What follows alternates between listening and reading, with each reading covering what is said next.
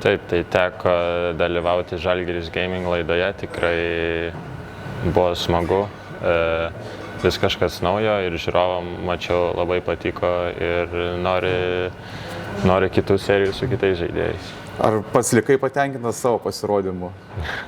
Taip, tai aišku namie žaidžias geriau laisvalaikiu, bet sudalyvauti su profesionaliu žaidėju tikrai ne visada gaunas, tai labai ačiū.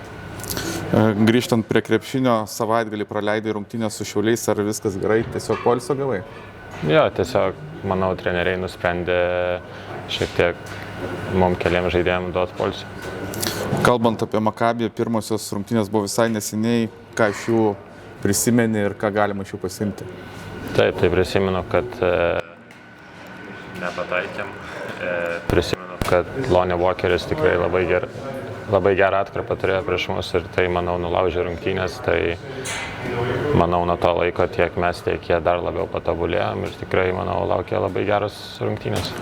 Ar tuose rungtynėse patirtas pralaimėjimas yra kaip papildoma motyvacija vykstant į šią išvyką? Tai manau, taip, aišku, kiekvienam žaidėjui ir trenerių štabui tai vis tiek norisi laimėti tas antras varžybas, nenorisi pralaimėti abu kartus. Kokios didžiausios Makabės stiprybės?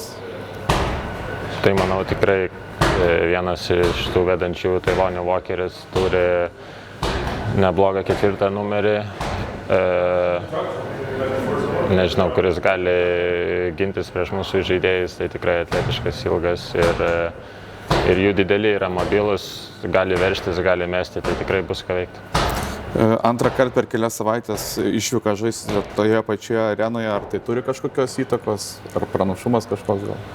Nežinau, tikėkime, bus lengviau pataikyti, nes jau pratę ir tikrai prieš HPL neblogai sukrito metimai.